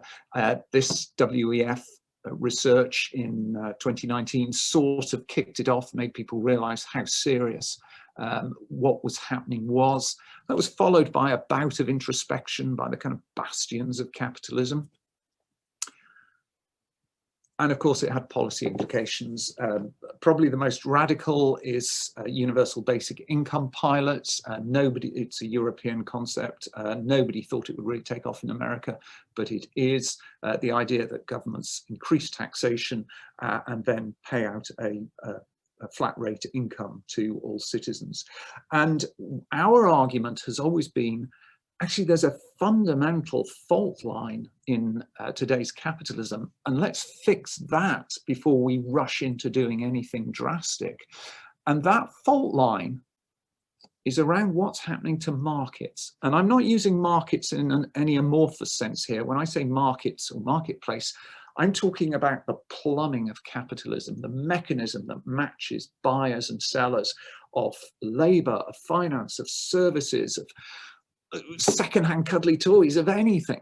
And the technologies that enable marketplaces have evolved dramatically. And as they've evolved, economic activity has fragmented, and it's now impacting people in all sorts of ways that make markets absolutely pivotal in their lives. So to make that tangible, imagine a young woman who lives in, let's say, the east side of Los Angeles, and she currently works as a supermarket checkout operator, and a variety of philanthropies and government agencies will be thinking about how to get her better skills and move her up to some medical coder or IT help desk assistance and so on. But actually, just if you step back for a moment and look at the way that job quality is declining, that jobs are declining, might it be worth looking at what we call the total economic potential of this young woman and tens of millions of Americans like her? Because, and everyone's an individual, but she will have a whole range of skills that she might want to combine into a portfolio of work. She might have services she can provide in a community. She might have assets she can rent out, a barbecue she's not using this weekend, a tent that she doesn't need next week, $50 that she doesn't need until Monday that she could loan if there was a market efficient enough for her to do so.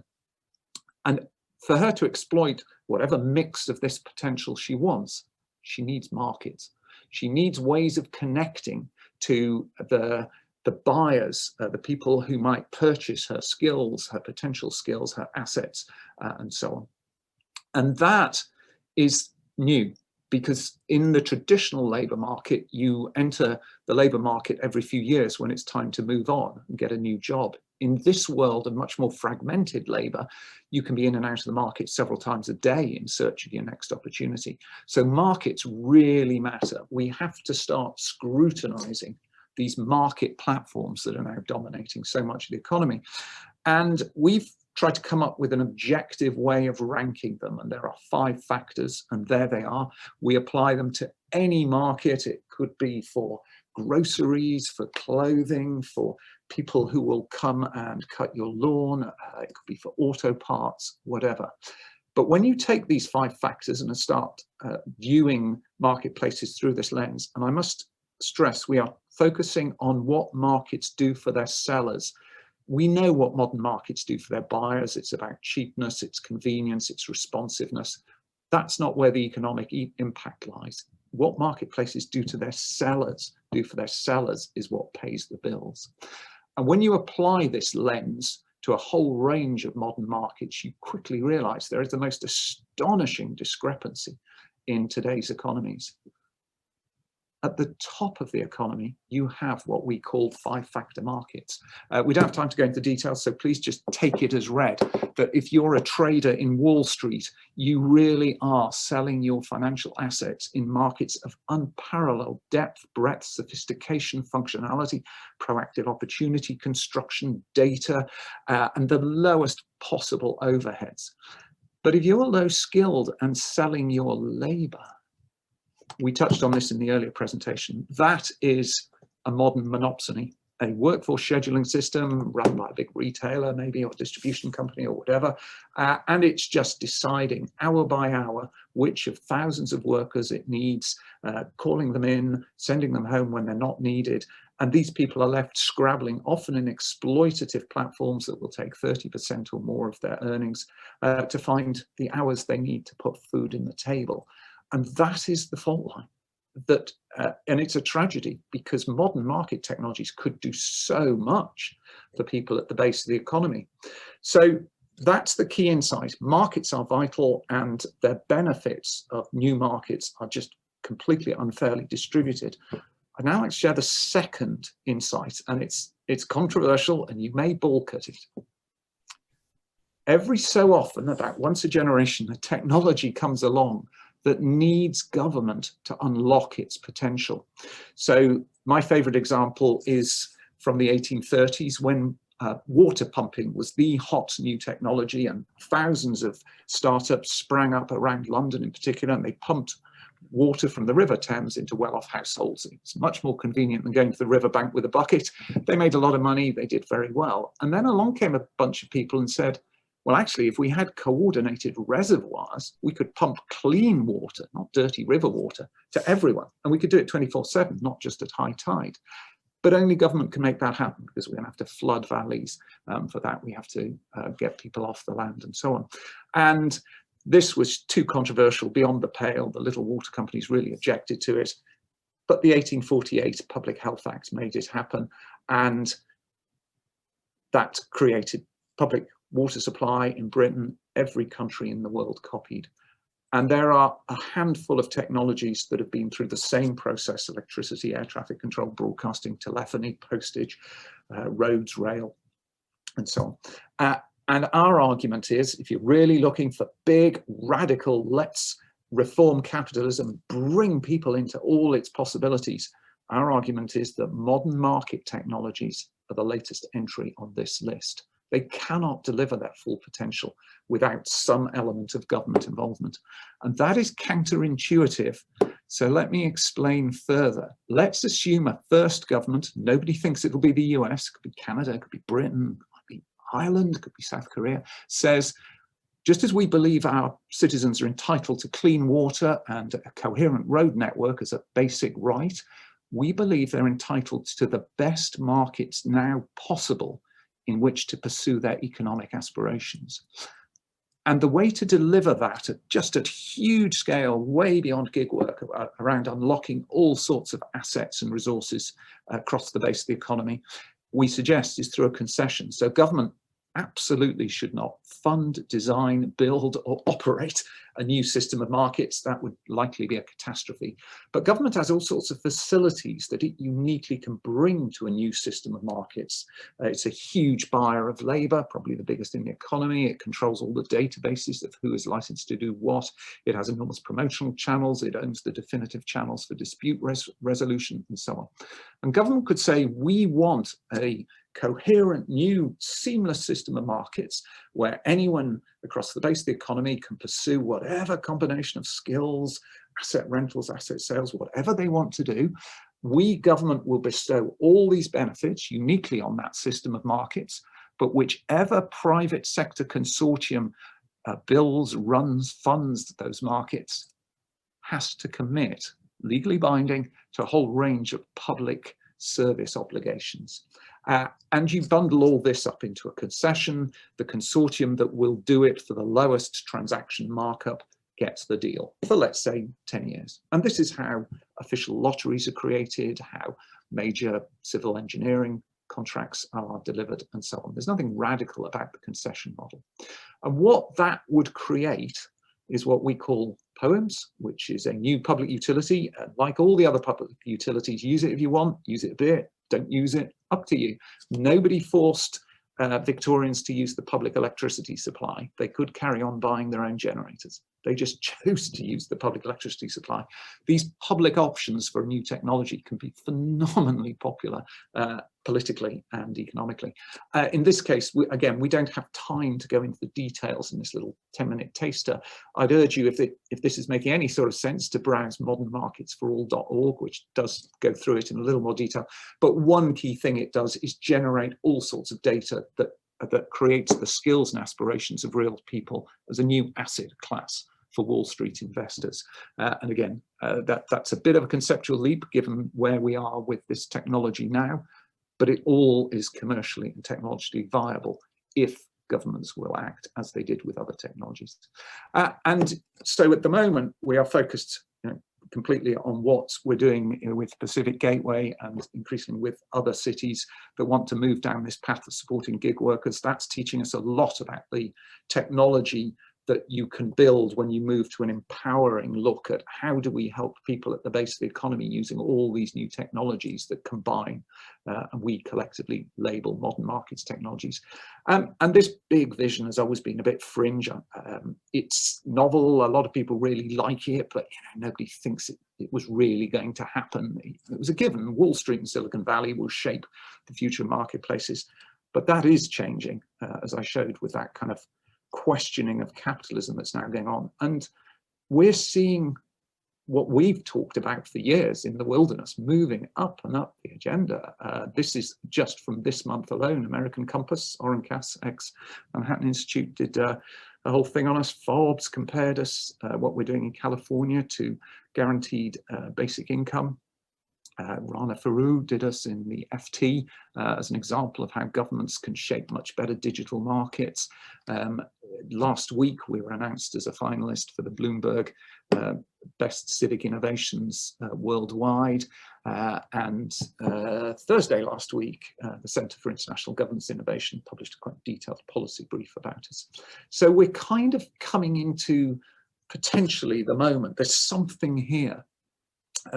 Which is quite extraordinary, because this is fundamentally at the moment, as some of you know, a one-person operation. Our software is done by a specialist company in the north of England. And where we want to go with this ultimately, you know, we need to get Long Beach running and humming over nicely. We need to ensure that that's all in good hands. But ultimately, our roadmap over the next few years is modeled on the Linux Foundation. As you will know, Linux is a non-profit. It turns over about 30 million a year, but it generates billions of dollars in external profits for other companies. Red Hat has built $1 billion a year business on the back of Linux software. And we want to be the Linux Foundation of empowering markets for the base of the economy worldwide. There's no shortage of ambition here. That is our illuminating belief. We need to evangelize it. We need to continue developing the technology. Ultimately, there will be a role for setting the standards. We need to be a non-profit, because for the same reasons Linux is a non-profit. You let the value go elsewhere. You stay absolutely rooted in a neutral view of what the technology must do if it's to deliver its full potential.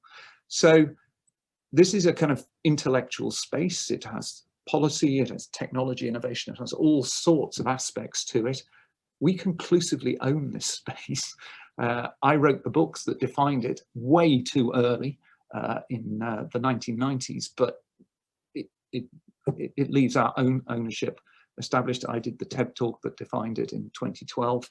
And we are seeing now what we've been forecasting for some time, which is this fragmentation of economic activity. And it's happening very rapidly. And at the moment, because the old structures remain in place and this sort of mishmash of ever-changing, often exploitative marketplaces are what people are having to rely on to connect to opportunity, you are getting this kind of seething discontent.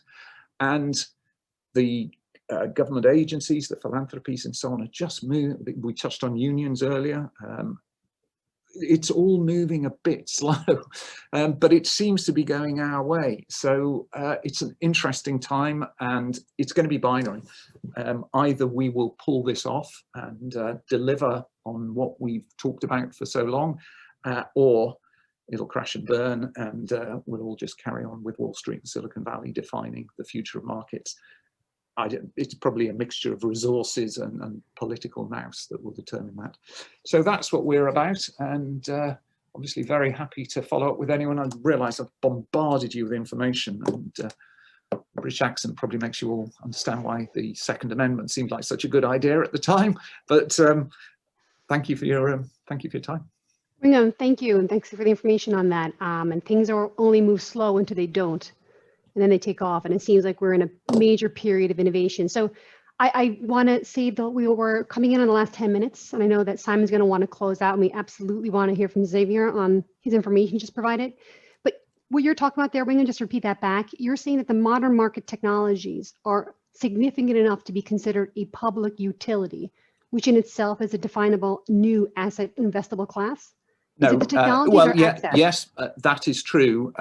Yeah, any smart for-profit investor, I would suggest, would start thinking, is every government in the world going to sit back and just watch? You know, Hayes was defining some of the problems in rideshare apps. That's one aspect of a huge issue that's going on around data, around control, around profit extraction from the base of the economy. Do you believe every government in the world is just going to sit back and sort of play whack-a-mole trying to tame these platforms? Or do you think one is going to say, you know what, we want our own platform that follows our rules, that delivers on our priorities. We're not going to fund it, but we are going to give it all sorts of official backing. Because the minute one government does it, if they get it right, history shows the others will follow. Sure. And, you know, I wouldn't have bet on small water companies pumping dirty river water in the 1840s.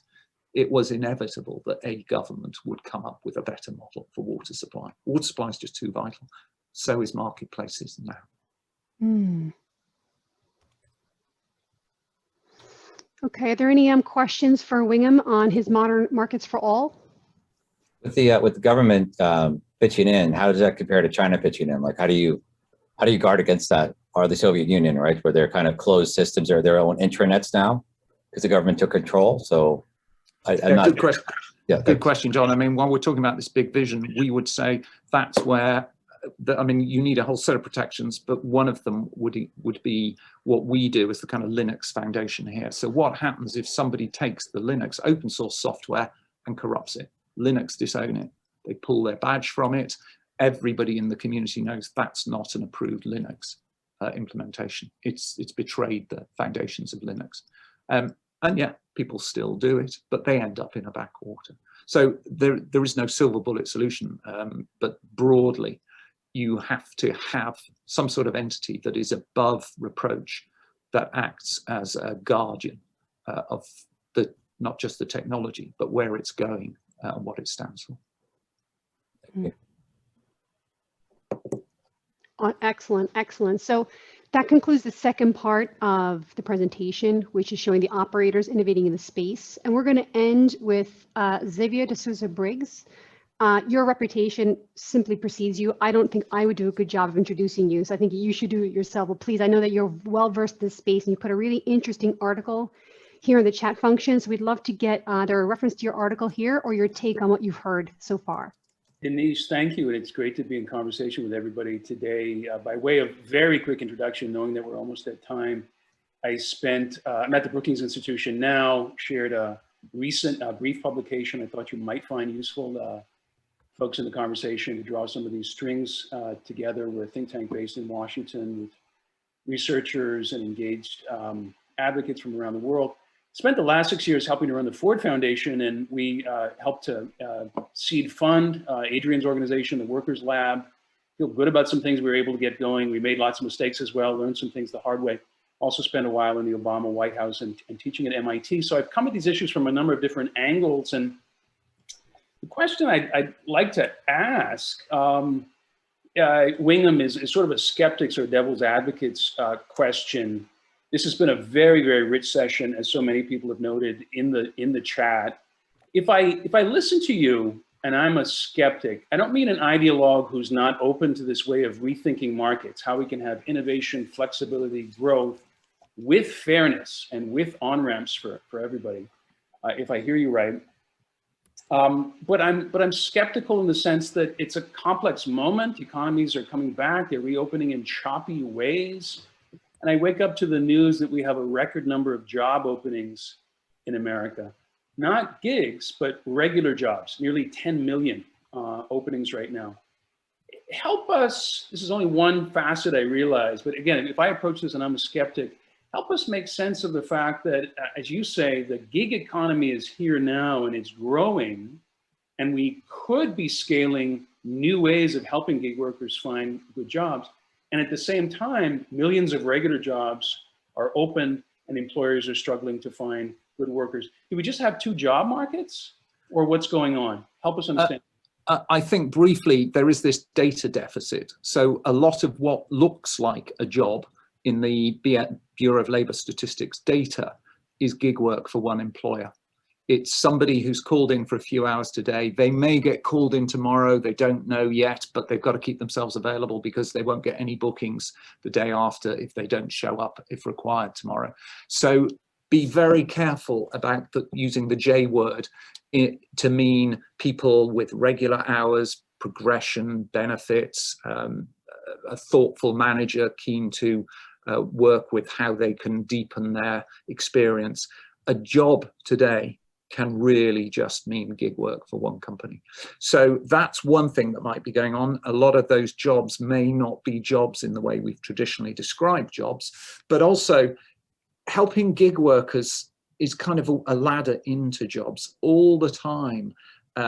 If you give it, once you let the fluid market become coordinated, and Hayes touched on this, you want the skills data, which you get from a horizontal platform like ours. By horizontal, I mean all types of work. So let's say there are openings for carpet layers in the south of Long Beach. You and we know there's an awful lot of van drivers in Long Beach who are only getting 25% of their hours booked. There's too many van drivers, not enough carpet layers. Let the system identify the reliable van drivers and then train them to be carpet layers, because you already know they're going to be in demand. You know how much they're going to earn, because you've got this granular market that's churning out that data hour by hour. So don't see it as either or. Think we might be heading for a kind of hybrid future where people do a job for a few years, dabble a bit with a few extra hours to gain extra skills, transition into another job through doing that, and so on. But don't think in terms of this traditional 40 hours a week for 3 years, switch to another 40 hours a week somewhere else. It's just all more flexible, more fluid. Nothing stopping you going from regular job to regular job if you want to, but it's the safety net that's there if you can't, or if you've got a complex life that won't fit around the needs of a regular job. William, that's very helpful. Thank you. I'm going to hand it back to Denise in just a moment here, but as a way of sort of synthesizing, I mean, yeah, all the speakers today, I think, have helped us understand that we're in an economy in which too many workers have had too few protections, too few rewards, unpredictable hours, thanks in part to that unpredictable incomes. This was a problem pre-pandemic. It's quite serious now, notwithstanding the huge labor demand that we see. A few years ago, an encyclopedic study called the Financial Diaries surveyed millions of folks and went deep with thousands of them, and found that we had a huge problem of unpredictable income, not just inadequate income. We've been thinking of a problem in our economy is people earn too little, and that's an issue, but not knowing how much you will earn and being able to plan any sort of future is also a very serious problem. We've also heard about ideas that are investable in several different senses of the word, and I just want to note that, given what draws this group together, everything from scalable business models with a particular value proposition, whether it's rooted in data, like the one that Hayes shared, or an innovation working in a particular space like prison labor that Brandon shared. We have a long history of using prison labor in this country, a lot of it very ugly, very exploitative. What Brandon is doing is obviously very, very different. I'm echoing and amplifying something that Lauren said in the chat here. So this is a new day, and there are investable targets and enterprises. But what Wingham has put in front of us is investable in a different way, and Adrian as well. Adrian is a source of catalytic risk capital in the form of grants. Before you even have, sort of bankable earned income to show, someone has to take that first bet on you, and that's the business, if you will, that Adrian is in the important work of the Workers Lab. So Denise, back to you. Just wanted to draw those distinctions a little bit and show that there's a spectrum of investability here, and all of it matters. Thanks so much. It's great to be with you. Yeah, thanks for your comments and thanks for hanging in. And I'm sorry to have more time with you. Perhaps we'll have you back on. I'm sure we'll have another iteration of the gig economy at some point in the future on a thread of the big topic we just covered. But I think it's been an excellent conversation. Loved everyone's perspective and frame of reference to start understanding the multifaceted nature of gig. Also understanding how operators are innovating and how can those models be scaled and invested upon. And then understanding more the context of where we're going. In my perspective, this is early days. And when you're early days in a massive paradigm shift like that, we have an opportunity to chart our course. Either you make the change or you're subject to the change. And I feel like this community has an opportunity to collectively come together and be the change makers. So with that, I'm going to hand over to Simon, our future of work guru and godfather for 361 community. Simon, if you want to add in any last thoughts to wrap up our session today. Yes, thank you very much, Denise.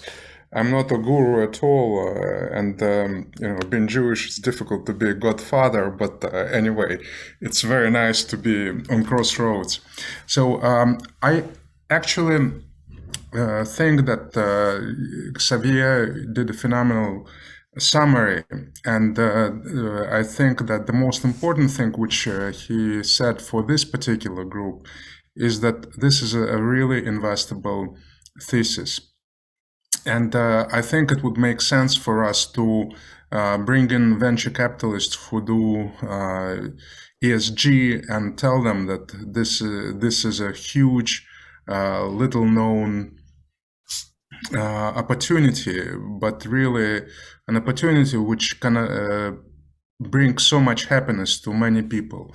What I realized methodologically is that we spent a lot of time during the past 5 years talking about VUCA, how this volatility and uncertainty impacts CEOs and top managers. But actually, when you talk about gig economy, each person goes through this VUCA because each person is his or her own CEO. And many of these people don't know that there is a body of literature which actually explains how to behave correctly.